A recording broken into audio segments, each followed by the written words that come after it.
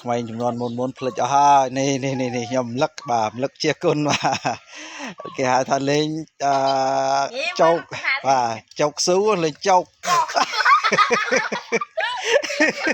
លេងចោកលេងចោកស៊ូហ្នឹងគេហៅថាចោកស៊ូបាទក្មេងឥឡូវទៅរំលឹកក្មេងឥឡូវបាទរំលឹកឡើងបាទដាក់អស់ទាំងអស់5កស៊ូណាហើយមកឥឡូវហើយនៅដាក់កប់ដាក់កប់ស្រួលដាក់កប់កុំឲ្យខេងចឹងដាក់កប់ហើយដាក់កប់ទៀតដាក់កប់ឲ្យវឹកហើយតាឥឡូវ1 2 3ឲ្យអ្នកណាមុនឥឡូវអ្នកណាមុនចាក់ចាក់អ្នកណាចាក់បានកស៊ូអ្នកអើអត់ឲ្យយកដៃយកធ្វើចឹងទេអត់ឲ្យដៃទេយកចោកឲ្យចោក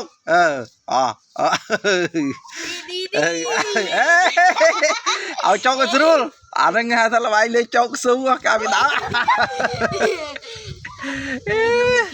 ក្មេងចំនួនឥឡូវមិនស្គាល់ទេបាទក្មេងមុនថាមិនចេះលេងកម្មវិធីហ្នឹងបាទ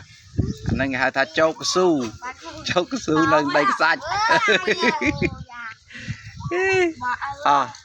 មិនអី